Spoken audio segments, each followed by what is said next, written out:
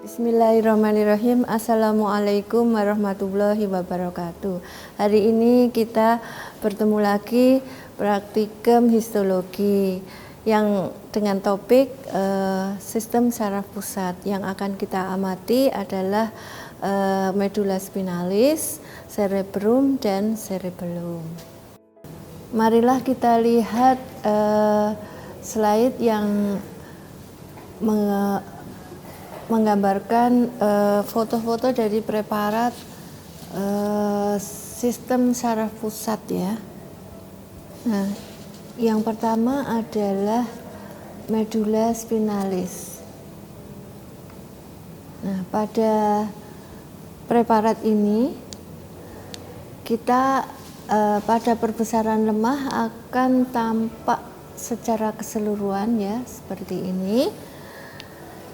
Pada bagian nanti akan kita lihat ada gambaran seperti kupu-kupu ini atau seperti huruf H ya.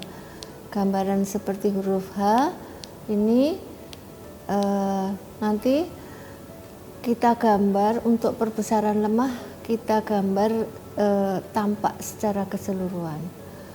Nah, pada bagian yang seperti kupu-kupu atau seperti huruf H itu disebut substansia grisea, sedangkan bagian luarnya merupakan substansia alba.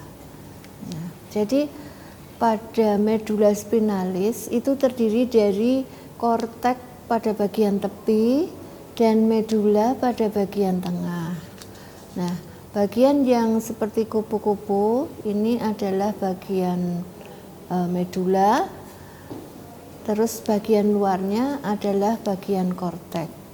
Bagian medula pada medula spinalis itu disebut substansia grisea karena di sini didominasi oleh neurositus atau sel-sel saraf, sedangkan pada bagian luarnya atau bagian korteks disebut substansia alba karena di sini didominasi oleh juluran-juluran saraf ya.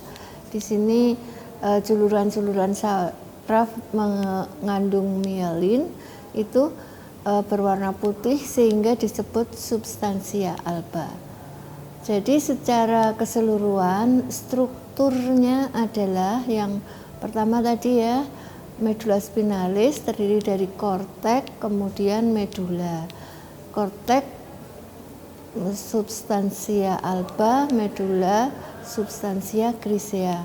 Kemudian di tengah-tengah medula ada saluran yang disebut kanalis centralis ya. Di sini. Baiklah kita lihat perbesaran yang lebih kuat. Ini masih perbesaran lemah ya. Nanti untuk pewarnaan yang kita pakai adalah pewarnaan HE, sehingga tampak gambarannya atau warnanya yang seperti ini, yang berwarna pink ya, pink keunguan. Ini tadi di bagian luar adalah korteks, di bagian tengah adalah medula. Terus di bagian tengah medula ada kanalis centralis. Nah, di bagian medula ini didominasi oleh sel-sel saraf atau neurositus. Sedangkan di bagian korteks substansia alba didominasi oleh juluran-juluran saraf. Kita lihat perbesaran yang lebih kuat nantinya. Nah, ini gambaran dari skematis dari medula spinalis ya.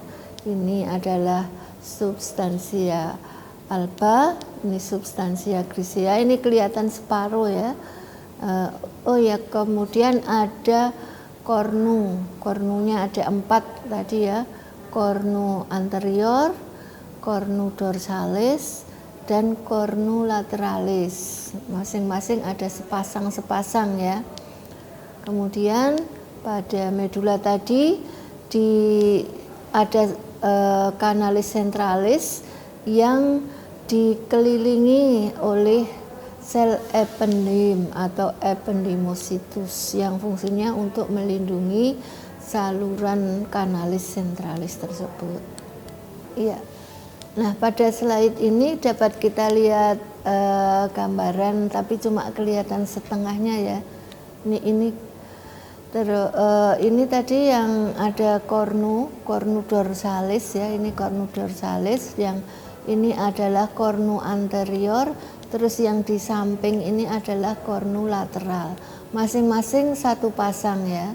Ini adalah substansia grisea tadi, yang di sini adalah substansia alba. Ini adalah kanalis sentralis.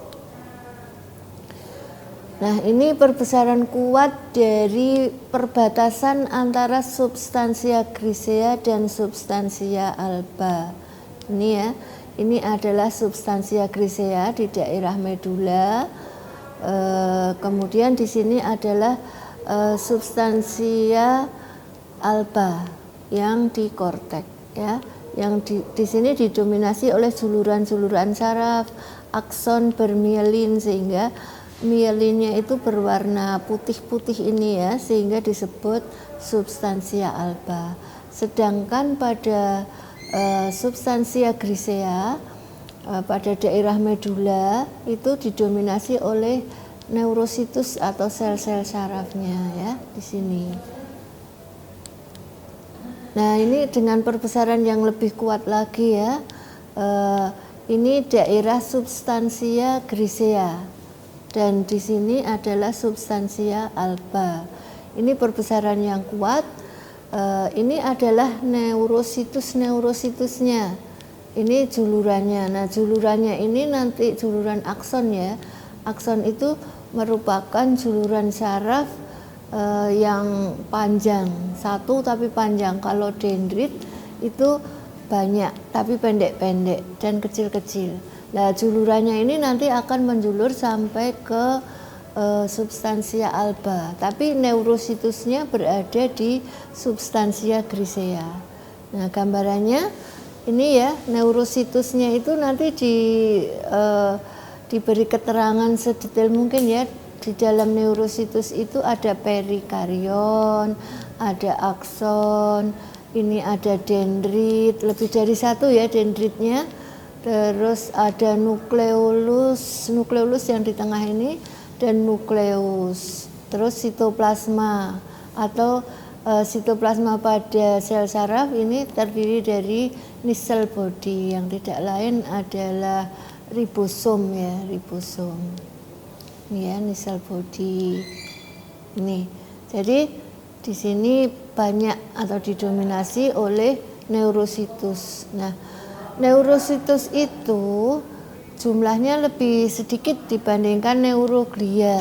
Nah, di dalam di sekitar neurositus, satu neurositus itu dikelilingi oleh banyak sekali neuroglia atau sel penyokong. Nah, sel penyokongnya ini jumlahnya banyak tapi kecil-kecil ini, kecil-kecil yang kelihatan di sini, kelihatan apa? Inti yang berwarna ungu tua ini. Ya, baiklah, kita lihat pada slide ini. Pada sebelah kiri menggambarkan daerah substansia grisea. Nah, pada substansia grisea tadi ya didominasi oleh neurositus atau sel-sel saraf. Nah, sel-sel saraf di sini bertipe multipolar ya, bertipe multipolar. Kemudian satu sel saraf ini dikelilingi oleh neuroglia yang banyak sekali. Di antaranya adalah mikroglia. Mikroglia itu termasuk bagian atau salah satu jenis dari neuroglia. Bagian di sebelah kanan ini ya, ini adalah substansia alba ya, didominasi oleh juluran-juluran saraf. Di antaranya ini adalah akson ya, yang titik yang ini ya seperti bulatan ini. Yang warna putih ini adalah selubung mielinnya. Nah, Ini adalah perbesaran kuat banget dari kanalis sentralis yang ada di tengah-tengah medula tadi ya. Ini kanalis sentralisnya. Ini sebenarnya tadinya bulat. Ini cuma karena terlalu besar perbesarannya sehingga yang tampak hanya setengahnya saja. Nah, pada kanalis sentralis itu dikelilingi disusun, dilindungi oleh sel-sel ependim. Sel ependim ini juga salah satu dari jenis neuroglia. Fungsinya untuk melindungi kanalis sentralis ini ya. Jadi ada deretan sel-sel ependim yang di sini. Ya. Baiklah, kita lanjut pada preparat cerebellum ya. Pada preparat cerebellum itu juga dibagi menjadi dua daerah besar, yaitu korteks dan medula. Medula bagian. Tapi berbeda dengan pada medula spinalis tadi, daerah korteks ini merupakan substansia griseanya. Jadi kebalikannya ya, substansia grisea ada di korteks, sedangkan substansia albanya berada di bagian medula. Pada korteks sendiri dibagi menjadi beberapa lapis ya. Nanti kita lihat pada slide selanjutnya. Nah, ini pada cerebellum juga terdiri strukturnya itu berlekuk-lekuk. Lekukan yang menonjol itu disebut gyrus, sedangkan lekukan yang melekuk ke dalam itu disebut sulcus. Nah, kita lihat perbesaran kuat dari cerebellum pada bagian korteks atau substansia griseanya. Nah, pada substansia grisea atau korteks ini dibagi menjadi beberapa stratum atau beberapa lapisan ya.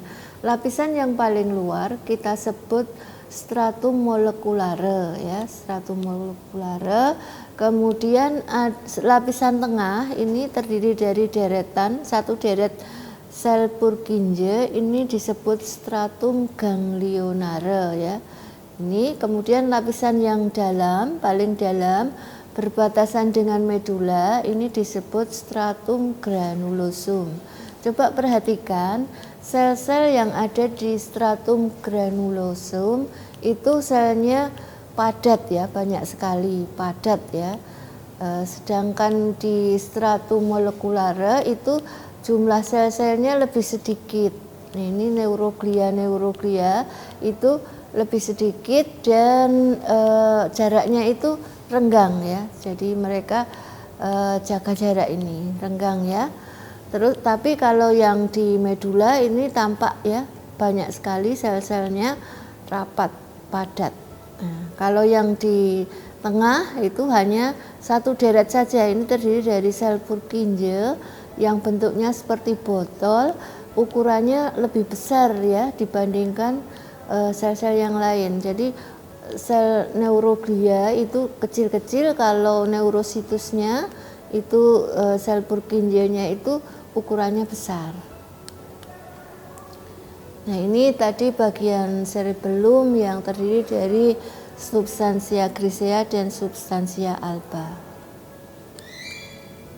Nah, ini struktur lengkap dari bagian korteks tadi ya, bagian substansia grisea dengan perbesaran lebih kuat tadi ya. Ini bagian medula. Bagian medula atau substansia alba. Nah, ini tadi stratum granulare, ini adalah stratum ganglionare pada bagian tengah yang terdiri atau tersusun oleh satu deret sel Purkinje. Kemudian ini adalah korteks bagian luar ya, atau stratum molekulare. Ini ya, sel-selnya renggang ya, sedikit. Nah, ini pada molekulare, kemudian ini ganglionare dan ini granulare. Nah, ini perbesaran yang kuat, sangat kuat tampak sangat jelas ya antara ini perbedaan stratumnya. Yang di sini adalah stratum molekulare, ini yang terdiri dari satu deret sel Purkinje, ini adalah stratum ganglionare. Sedangkan yang di bawah atau lebih ke dalam ini adalah stratum granulosum. Ini yang berbatasan dengan medula. Kemudian kita lanjut ke preparat cerebrum. Nah, pada cerebrum itu bagian kortek juga sama dengan pada cerebellum tadi ya, disebut substansia grisea. Terus kemudian pada bagian medula ini adalah substansia alba. Pada cerebrum ini batas antara kortek dengan medula ini tidak begitu jelas ya, jadi tidak kontras sekali, beda banget dengan pada cerebellum tadi yang tampak kontrasnya. Tapi dapat kita lihat nanti di sini terdapat neurositus pada bagian korteknya. Nah, kalau kita lihat ini ya, tadi secara perbesaran yang lebih lemah, cerebrum tadi ya, pada cerebrum ini bagian korteknya sebenarnya strukturnya itu hampir sama dengan cerebellum, tapi pada bagian batas antara kortek dan medula ini kurang begitu jelas ya. Jadi dari sini sampai sini itu kortek, terus yang tengah putih ini adalah medulanya. Medula yang substansia alba. Terus kita lihat perbesaran yang lebih kuat ini pada bagian kortek ya, pada bagian kortek, terus yang bawah terus itu bagian medula. Nah, di sini ciri khasnya pada cerebrum itu neurositusnya itu bentuknya seperti piramid ya, segitiga, sehingga di sini disebut sel piramid pada cerebrum ini. Nah, pada kortek dari cerebrum itu sebenarnya tersusun oleh berlapis-lapis ya. Ini korteknya, ini lapisannya. Dari yang paling luar itu adalah molekular, stratum molekulare, kemudian granulare yang luar, kemudian stratum piramidal yang luar. Nah, di sini itu banyak sekali sel-sel piramid nantinya ya. Pada daerah stratum piramid bagian luar ini banyak sekali sel-sel piramidnya. Kemudian stratum granular bagian dalam. Jadi terus kemudian stratum piramid yang bagian dalam. Terus terakhir ada pleomorfik, lapisan pleomorfik ini yang nanti akan berbatasan dengan daerah medula. Jadi diingat nanti pada lembar kerja ditunjukkan lapisan-lapisan ini ya. Lapisan-lapisan ini ada 6 lapisan ya. Nah, di sini kalau kita lihat pembagiannya di sini ya. Jadi paling luar molekular, paling dalam ini pleomorfik, lapisan pleomorfik ini berbatasan dengan medula. Ya, kita lihat dengan perbesaran lebih kuat tampak ya adanya neuroglia ini ya yang kecil-kecil. Kemudian ini adalah neurositusnya, itu sel piramidnya itu besar-besar, bentuknya segitiga ya. Nah, ini adalah daerah substansia grisea. Terus yang di sini adalah substansia alba, ini daerah medula. Kalau dengan perbesaran kuat itu batas antara kortek dan medula bisa tampak lebih jelas. Tapi kalau dengan perbesaran lemah kurang jelas ya. Kemudian ada sel-sel yang bentuknya fusiform ya. Ini pada cerebrum. Nah, pada daerah substansia alba itu didominasi oleh sel-sel neuroglia, kecil-kecil dan jarang ininya ya, jumlahnya sedikit sehingga jaraknya itu jarang-jarang, renggang ya, beda dengan daerah korteks. Pada daerah korteks itu sel-selnya lebih rapat. Nah, ini dengan perbesaran paling kuat 100 kali, tapi nanti jarang ya.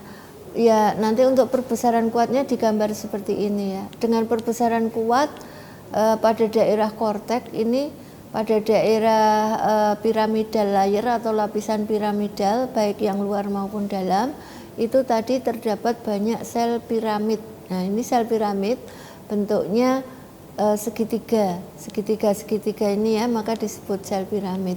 Nah, juluran yang paling besar dan paling panjang ini adalah akson, ini dendritnya, ini nukleus, nukleolus, ini adalah sitoplasma dari neurositus ini, sitoplasma dari sel piramid. Nanti ditulis semua keterangannya yang lengkap ya. Terus kemudian ini yang mengelilingi satu sel piramid itu dikelilingi oleh neuroglia, banyak sekali ya. Ini neuroglianya jumlahnya banyak sekali ya. Tapi ukurannya lebih kecil. Baiklah, kita review dari preparat yang telah kita amati tadi untuk persiapan post-test ya. Nah, ini preparat yang pertama yang kita lihat dengan perbesaran lemah. Nah, dengan perbesaran lemah nanti digambar seperti ini ya, utuh ya. Jadi kelihatan bagian korteks, bagian medula, semuanya kelihatan utuh ya. Ini digambar semua. Ciri khasnya juga dituliskan di situ. Jangan lupa ya, di sini bagian korteks itu adalah substansia alba dan bagian medula adalah substansia grisea. Kemudian ada kornu-kornunya. Ini juga digambar. Ada kornu dorsal, kornu lateral dan kornu anterior. Kemudian ini adalah kanalis centralis yang dikelilingi oleh sel ependim. Nah, untuk perbesaran ini masih perbesaran lemah tapi sudah kelihatan kuat ya. Memang preparatnya itu besar sekali sehingga dengan perbesaran lemah 4 kali saja nggak bisa kelihatan utuh ya. Tapi nanti untuk perbesaran lemahnya digambar yang seperti ini, utuh. Kemudian untuk perbesaran kuat digambar daerah perbatasan antara korteks dan medula. Ini adalah bagian korteks dan ini tadi bagian medula. Jadi untuk perbesaran kuat nanti digambar perbatasan antara bagian korteks dan bagian medula. Nah, kalau ini adalah perbesaran kuat dari kanalis centralis. Nah, tadi di sini dikelilingi oleh sel ependim. Nanti diberi keterangan lengkap ya. Ada kanalis centralis yang dikelilingi oleh sel ependim. Jadi,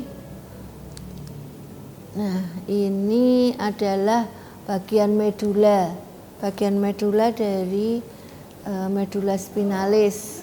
Medula tadi apa? Di sini pada medula itu substansia grisea. Ciri khas dari medula spinalis tadi ya, substansia grisea terdapat pada substansia grisea atau medula terdapat kanalis centralis dan pada substansia grisea atau medula itu didominasi oleh neurositus. Kemudian substansia alba didominasi oleh akson dan neuroglia. Terus kemudian kanalis centralis dibatasi atau dikelilingi oleh sel ependim. Nah, preparat selanjutnya adalah cerebellum. Nah, pada cerebellum itu tadi ya, sesuai yang sudah saya jelaskan, bagian korteknya ini justru yang substansia grisea, kortek ya, justru yang substansia grisea, dan bagian medula itu yang substansia alba. Jadi ciri khas dari cerebellum nanti untuk perbesaran lemah digambar seperti ini. Ciri khasnya yaitu kortek tersusun oleh 3 lapis tadi ya. Stratum molekulare, terus yang tengah ganglionare, yang dekat dengan medula, yang paling dalam ini adalah granulare. Itu ciri khasnya ya. Terus kemudian medula didominasi oleh neuroglia, sedangkan kortek didominasi oleh neurositus ya. Kortek atau substansia grisea didominasi oleh neurositus.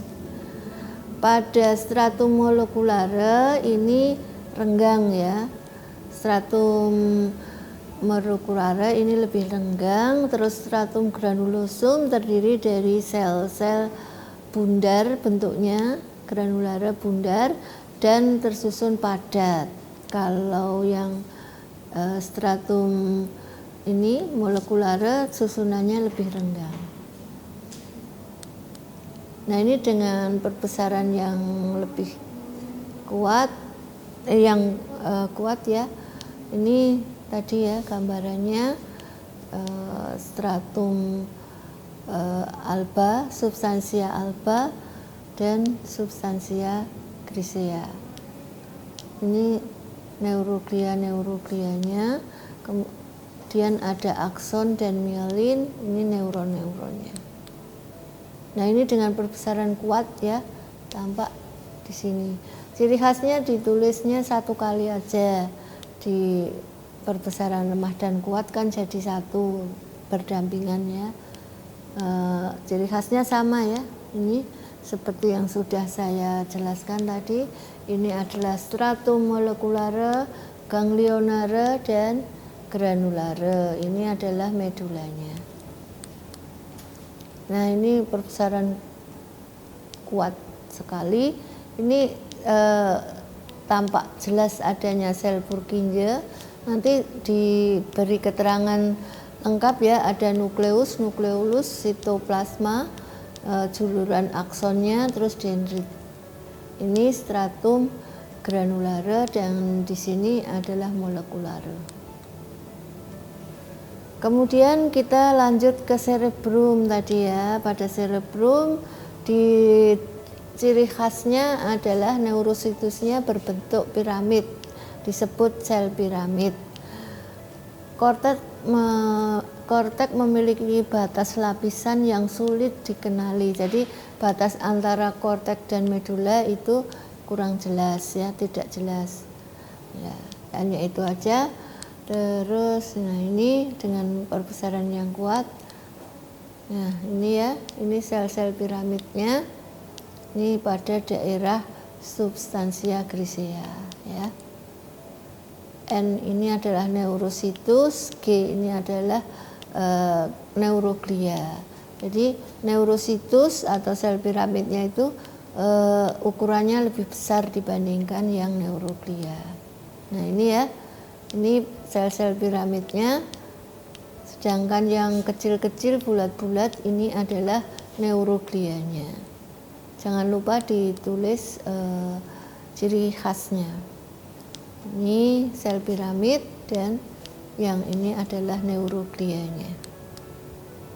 Nah, dengan perbesaran yang paling kuat lagi ya, ini 1 sel piramid, ada nukleus, nukleolus, ada nukleus, terus ini adalah nisel body-nya, terus kemudian ini akson. Ini neurositus. Sedangkan yang kecil-kecil ini adalah neuroglia. Daerah sini adalah substansia grisea, di sini substansia alba. Alhamdulillah pada hari ini kita telah menyelesaikan pengamatan beberapa preparat yang telah kita amati sistem saraf pusat, yaitu medula spinalis, cerebrum dan cerebellum.